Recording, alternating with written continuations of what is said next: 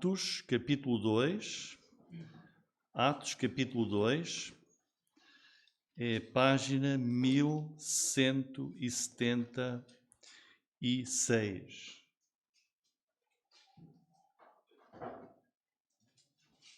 Atos, capítulo 2.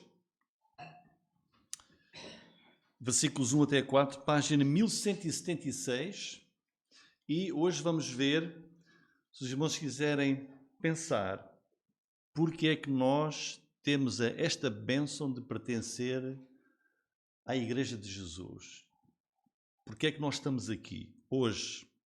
E esta mensagem vai nos mostrar precisamente esse acontecimento histórico, bíblico, divino, que foi o Pentecostes. E realmente hoje é esse dia que ocorreu há 2000 anos atrás. Cumprindo-se o dia de Pentecostes, estavam todos concordemente no mesmo lugar. E de repente veio do céu um som, como de um vento veemente e impetuoso, encheu toda a casa em que estavam assentados. E foram vistas por eles línguas repartidas como que de fogo, as quais pousaram sobre cada um deles. E todos foram cheios do Espírito Santo, começaram a falar noutras línguas, conforme o Espírito lhes concedia que falassem. Esta pode não parecer, mas esta é uma porção monumental das Escrituras. Todos deviam ver a elevada importância naquilo que Deus nos revela aqui neste capítulo 2 de Atos dos Apóstolos. E por isso o tema da mensagem é o Espírito Santo, Pentecostes, a chegada do Espírito Santo de Deus. Este acontecimento que temos aqui descrito é um fenómeno espetacular, é único, não se voltou nem se voltará a repetir, mas é um acontecimento que Deus projetou, o que Deus projetou como um arquiteto para a chegada, para a vinda do Espírito Santo à Igreja de Cristo na Terra, foi este acontecimento aqui. E nós somos a Igreja, nós somos a Igreja de Cristo. E nós somos o resultado deste acontecimento. Esta é a nossa história. A nossa história como Igreja de Cristo está aqui. Agora lembremos, irmãos, no capítulo 1 do livro de Atos, vejam o versículo 4 e 5, diz assim, é Jesus que fala ali instantes antes dele subir ao céu. E estando com eles, determinou-nos que não se ausentassem de Jerusalém, mas que esperassem a promessa do Pai, disse ele, que de mim ouvistes. Porque, na verdade, João batizou com água, mas vós sereis batizados com o Espírito Santo não muito depois destes dias. Diz, olha, esperem lá em Jerusalém, porque bem pertinho já destes dias, vocês vão ser batizados com o Espírito Santo. No capítulo 1, temos a promessa de Jesus sobre o Espírito Santo. Chegamos ao capítulo 2 e temos finalmente a chegada, o cumprimento dessa promessa. E de facto, Efésios 1:13 chama ao Espírito Santo isto, é o Espírito Santo da promessa. O Pai prometeu, Jesus prometeu, os profetas prometeram. Então no capítulo 1 de Atos, os discípulos ficaram, perante aquela palavra de Jesus, ficaram à espera do Espírito Santo. Capítulo 2, o Espírito Santo chega. No capítulo 1, versículo 8, nós lemos Jesus a dizer, mas vós recebereis o poder do Espírito Santo, que há de vir sobre vós, e ser-me testemunhas, tanto em Jerusalém como em toda a Judeia e Samaria, até aos confins da terra. No capítulo 1, os crentes recebem uma promessa de serem equipados. Capítulo 2, eis que o Espírito Santo chega e capacita a Igreja com aquele poder. Porque, olha, o Espírito Santo chega e revela-se logo de uma forma fantástica, poderosíssima, de som, de fogo. E põe os apóstolos logo a testemunhar, versículo 4. Diz que começaram a falar noutras línguas, conforme o Espírito Santo lhes concedia que falassem. Se lemos o resto do capítulo, eles começaram a falar nas línguas das nações que lá estavam. Imagina se tivessem lá franceses, um falava francês, outro falava inglês, outro falava alemão, outro falava italiano, outro falava nas línguas das nações que lá estavam. Portanto, irmãos, à semelhança daqueles feitos poderosos que nós lemos no Antigo Testamento, em que Deus levou o seu povo do Egito para Israel e fez milagres da natureza, fantásticos, poderosos com Israel, este foi o grande acontecimento de toda a história redentora do mundo por parte de Deus. E, de facto, nós como cristãos precisamos de conhecer todo o plano divino da salvação. Qual é o plano de Deus para a salvação da humanidade? A humanidade caída, perdida, condenada por causa do seu pecado perante Deus. Porque a palavra de Deus diz, o salário do pecado é a morte. E Deus é justo. E Deus vai cumprir a sua palavra. Mas Deus arranjou um plano redentor.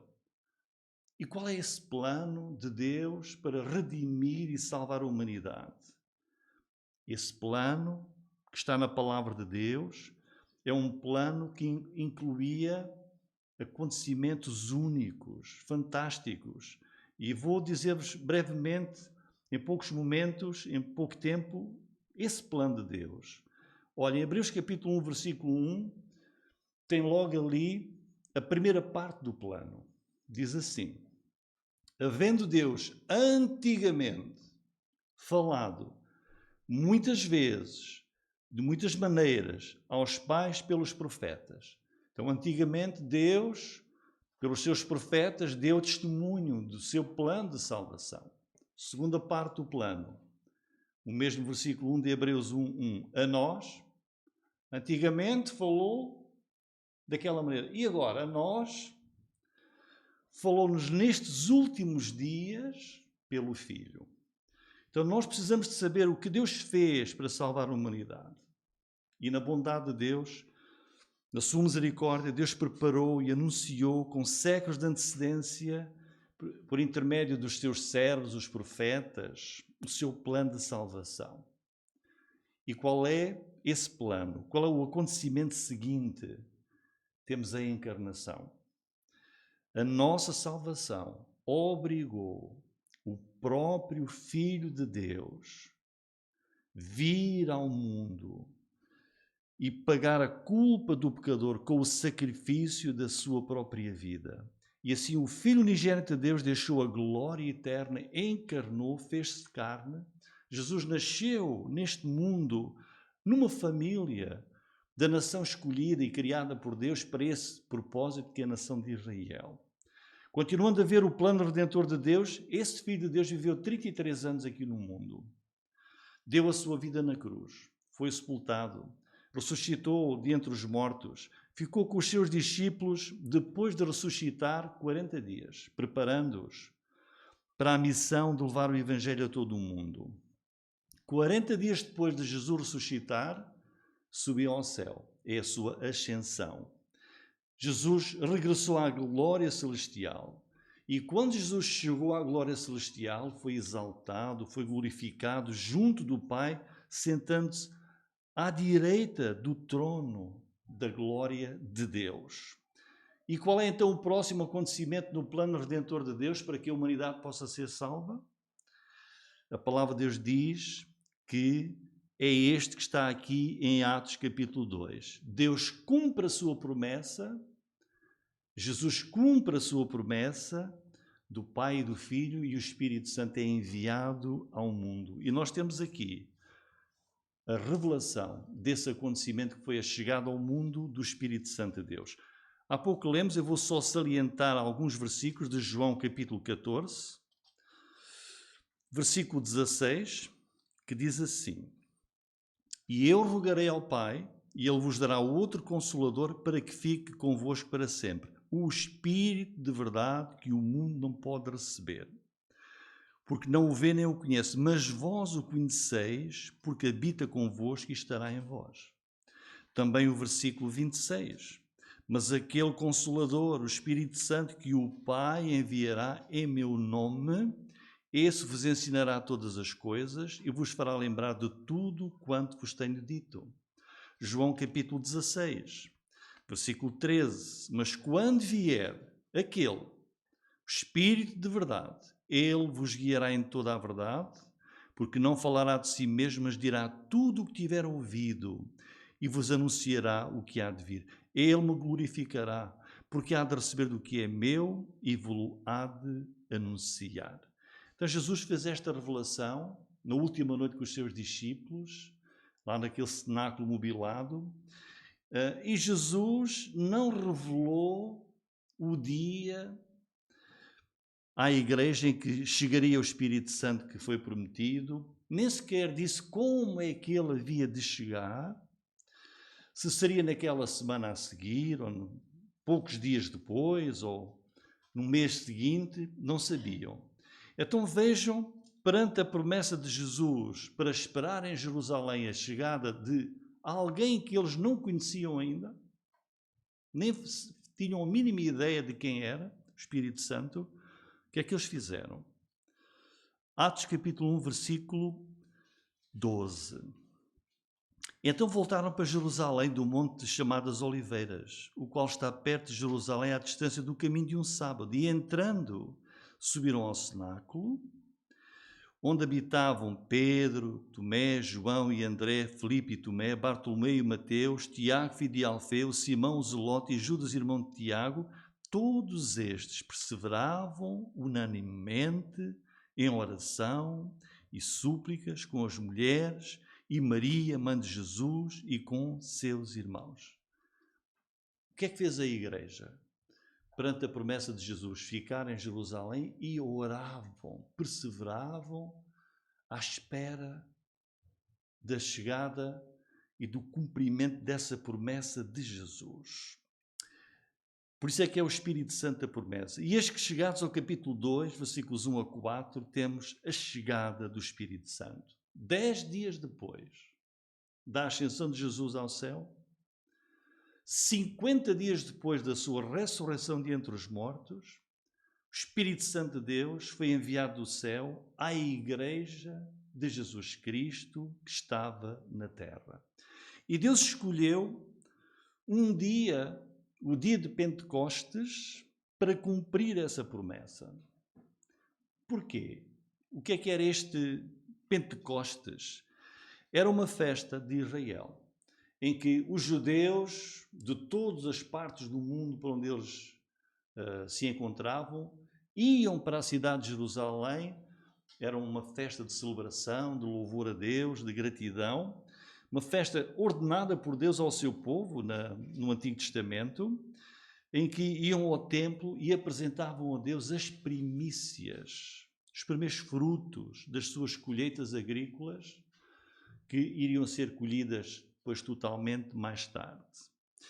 E assim, irmãos, às 9 horas, como diz o versículo 15, à terceira hora do dia, às 9 horas da manhã, daquele domingo, daquele dia de Pentecostes, em grande poder, o Espírito Santo desceu do céu sobre a igreja e diz: todos foram cheios desse Espírito Santo.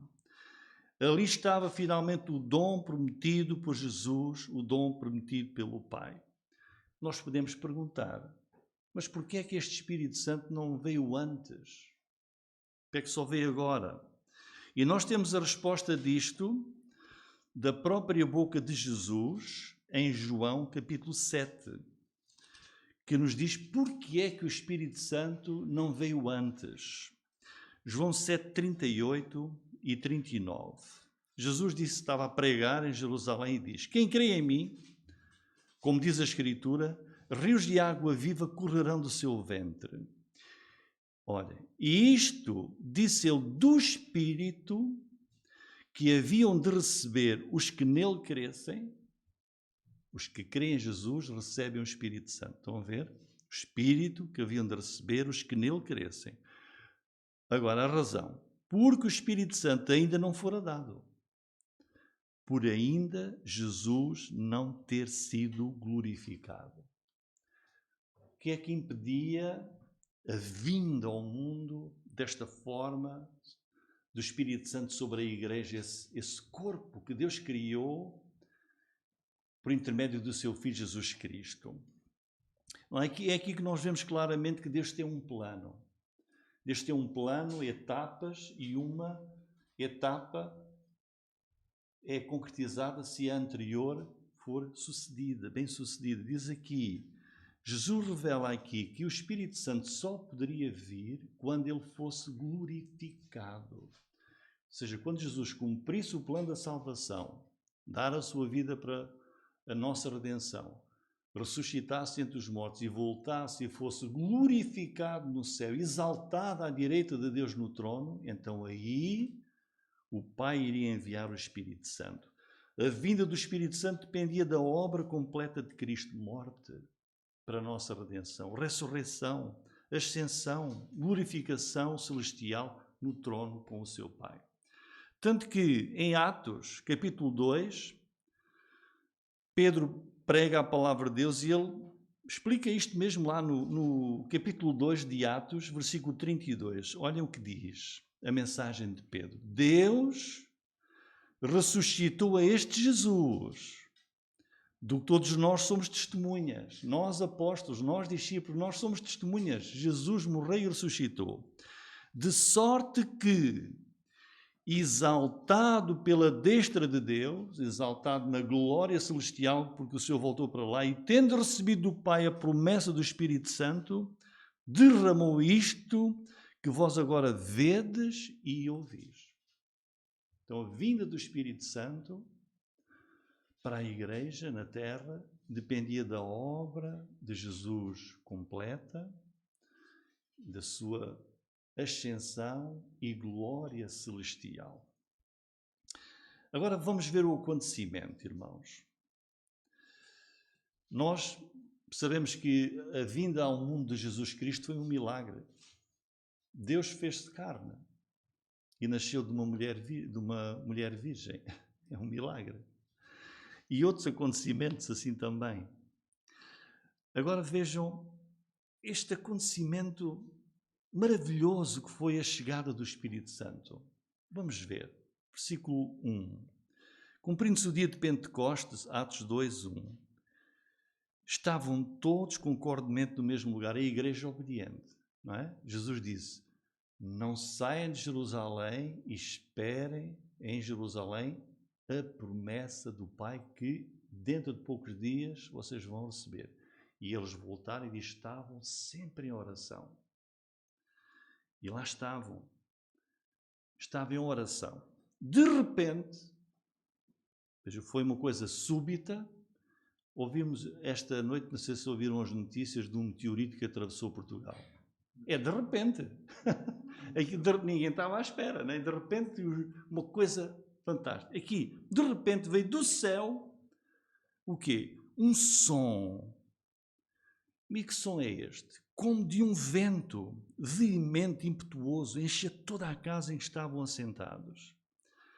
Irmãos, o Espírito Santo veio assim, era um som como se fosse... Que som é este? Olha, o que diz a palavra de Deus, olha, é um som que parecia o som de um vento violento, impetuoso, mas não era vento. Ou seja, eles estavam assim numa sala, atenção, os papéis na sala não começaram a voar. Não havia vento nenhum, era um som. É uma analogia, é o barulho do tipo, ou como diz aí, como de um forte furacão. Não há vento físico, não há nada a soprar dentro da sala onde eles estavam. É como se fosse uma explosão, um som imenso. É um fenómeno misterioso, é divino, não há movimento no ar. É o sopro de Deus que veio do céu, no Espírito de Deus. E chega à terra ali desde o céu e diz que são vistas, versículo 3, eles viram línguas repartidas, não diz que era de fogo, parecia fogo, em cada um dos que eram mais ou menos 120, pousaram sobre cada um deles. Ninguém foi excluído. Cada um teve ali, podiam ver sobre cada um, parecia línguas de fogo. E este é o batismo do Espírito Santo, que Jesus disse que aconteceria em poucos dias. O som foi ouvido por toda a parte. E esse foi o som que reuniu uma enorme multidão que vai aparecer, e perante essa multidão Pedro vai fazer essa grande mensagem, porque vejam o versículo 6. E quando aquele som ocorreu, ajuntou-se uma multidão. Estava confusa, porque cada um os ouvia falar na sua própria língua. A multidão em Jerusalém correu toda para o lugar de onde vinha aquele som, como se fosse de um furacão. Mas olha o milagre, irmãos, a presença daquele sopro de Deus, do Espírito Santo, encheu, vejam, apenas a casa. Apenas a casa onde eles estavam. Vejam o versículo 2. Encheu toda a casa, não diz encheu a casa e a rua e toda a cidade, não. É um milagre, podem imaginar, uma casa, cerca de 120 crentes reunidos e o som encheu apenas e somente a casa.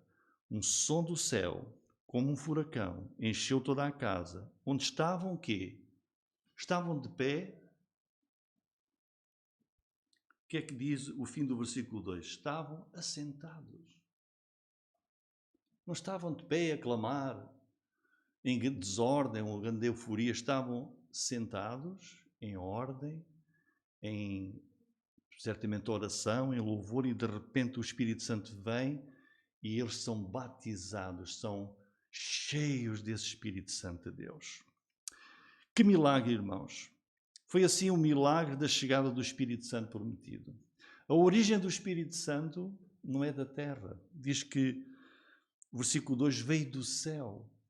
O Espírito Santo veio de cima, veio do alto, veio da glória celestial. E esse Espírito Santo entrou na vida de todos, diz aí, todos os crentes que estavam reunidos à sua espera, à espera da promessa. Lembram-se quando o Espírito Santo caiu sobre Jesus Cristo, quando ele foi batizado e o Senhor saiu do céu? O Espírito Santo ali caiu sobre Jesus e diz a Escritura, nos Evangelhos, desceu como pomba, suave, mansa, sobre Jesus. Mas agora desceu sobre a igreja em línguas repartidas como que de fogo, num fenómeno estrondoso que encheu toda a casa. Deus manifesta-se de várias maneiras. Que milagre! Esta é a nossa história. Foi assim que a igreja foi cheia, foi capacitada com este Espírito Santo há 2000 anos. Quem é então o Espírito Santo? O Espírito Santo é Deus. Ele é Deus como o Pai, é Deus como o Filho. O Espírito Santo é a terceira pessoa mencionada na Trindade. Pai, Filho e Espírito Santo. Mas o Espírito Santo é uma pessoa divina. Tal como o Pai, tal como o Filho, tem os mesmos atributos eternos. Ele é onisciente como Jesus e como o Pai. O Espírito Santo é onipotente, é criador, é onisciente, sabe todas as coisas. O Espírito Santo é o autor das Escrituras, da Palavra de Deus, porque ele as inspirou. O Espírito Santo ama, como o Pai ama e o Senhor Jesus ama. O Espírito Santo pensa, tem poder, tem inteligência, tem vontade própria, tem direção própria. Ele conduz, dirige a igreja, os crentes. O Espírito Santo ensina-nos. O Espírito Santo guia, testifica de Jesus. O Espírito Santo chama, comissiona os crentes para a obra de Deus, como mais à frente no capítulo 13, versículo 2 de Atos. Lemos, disse o Espírito Santo, ele fala, disse na igreja de Antioquia, apartai-me a Barnabé e a Saulo para a obra que os tenho chamado. O Espírito Santo fala, chama, comissiona os crentes para servirem ao Senhor. Foi por isso que ele tinha que vir. Qual é então a obra do Espírito Santo? Bom, podíamos levar aqui o dia, se calhar, a semana ou o mês a dizer a obra do Espírito Santo, porque ele é Deus. Ele é Deus. É tão vasta, é tão preciosa, não se pode enumerar. Em primeiro lugar, no dia da sua vinda, o Espírito Santo passou a habitar, a morar em ti, em mim. Todo aquilo que é crente está aqui dentro de mim e de ti. Onde? Não te preocupes com isso. Deus sabe. Nós somos, a partir do momento em que Ele veio aqui, este acontecimento histórico e único, como Jesus prometeu, Ele habita nas vidas dos crentes. Nós somos o templo, a casa do Espírito Santo de Deus. A igreja, que nós somos nós, fundada por Jesus. A igreja é o corpo vivo de Jesus. Jesus viveu entre nós, subiu ao céu e Ele disse, não vos deixarei órfãos. Eu e o Pai viremos e habitaremos em vós. E o Espírito Santo também habita em nós. Quer dizer, a encarnação continua. Esse Cristo que encarnou, o Filho de Deus encarnou, voltou para o céu e agora esse Cristo habita em nós espiritualmente. E o Espírito Santo habita nos crentes. E nós somos o corpo vivo de Cristo. O corpo vivo e ativo de Jesus no mundo. Não é mais um corpo físico individual como Jesus, que era aquela pessoa agora. São milhares, milhões de crentes, onde o Espírito de Deus habita. O Espírito Santo veio para ficar para sempre conosco. E o Espírito Santo dá poder à palavra de Deus. O Espírito Santo era essencial. Porquê? Porque como o Senhor Jesus disse em João capítulo 16, versículo 8, o Espírito Santo tem uma obra única, é Ele que, quando a palavra de Deus é pregada e as pessoas ouvem a palavra de Deus, testemunho do Evangelho da salvação, o Espírito Santo possibilita a essas pessoas compreenderem e poderem dar o passo de se arrependerem e de crerem em Jesus. Diz Jesus, e quando Ele vier, convencerá o mundo do pecado, da justiça e do juízo.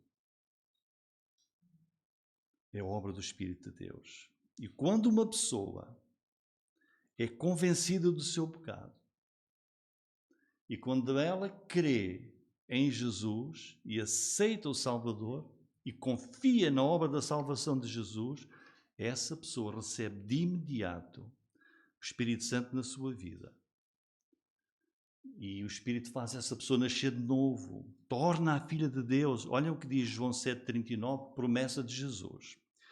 E isto disse ele do Espírito, que haviam de receber os que nele crescem. Ou Paulo, 1 Coríntios 6,19, não sabeis que o vosso corpo é o templo do Espírito Santo, que habita em vós, proveniente de Deus? Portanto, é o Espírito Santo que nos torna membros, que nos coloca na igreja de Jesus Cristo e habita em nós. O Espírito Santo também dá poder aos crentes para irem pelo mundo, testemunhar do amor de Deus, da justiça de Deus. Isso aconteceu logo aqui no dia de Pentecostes. Logo a seguir este acontecimento, a multidão vai ter ao lugar de onde ouviram aquele som e Pedro prega a palavra e 3.000 pessoas arrependem-se, convertem-se, creem em Jesus. Conclusão.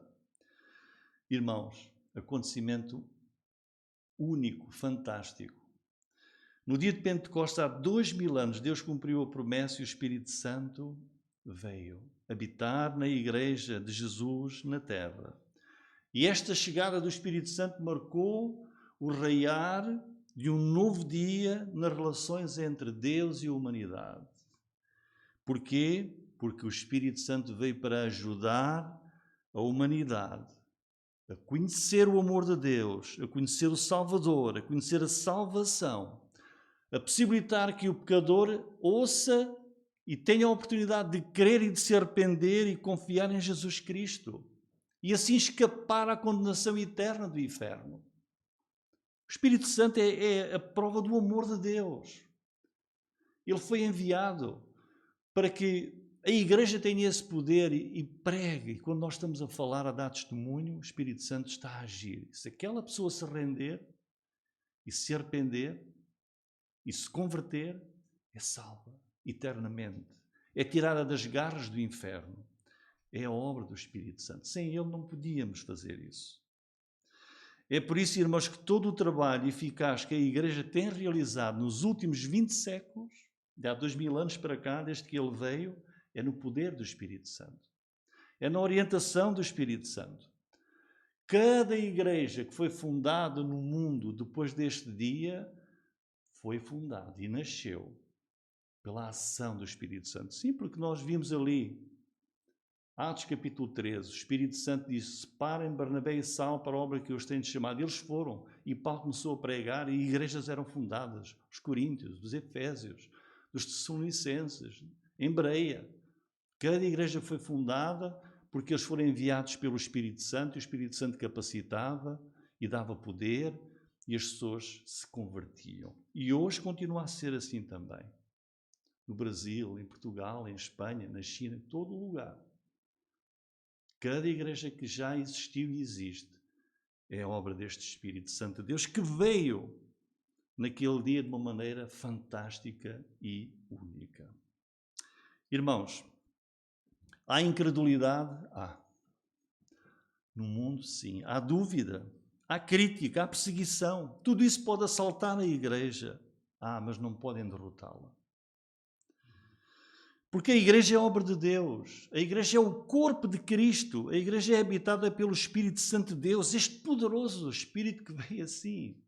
A igreja é indestrutível. Tão indestrutível quanto o trono de Deus. Porque o Espírito Santo veio há 2000 anos para isso mesmo. O Senhor Jesus prometeu: edificarei a minha igreja e as portas do inferno não prevalecerão contra ela. A igreja do Senhor pode ser pequena, pode parecer fraca, mas se for fiel e amar ao Senhor, é indestrutível. Porque o Espírito Santo habita nas vidas dos crentes em Jesus Cristo, em ti e em mim. Há 2000 anos, no dia de Pentecostes, o Espírito Santo veio para ficar para sempre na igreja. Glória ao nome do Senhor. Amém. Amém, irmãos?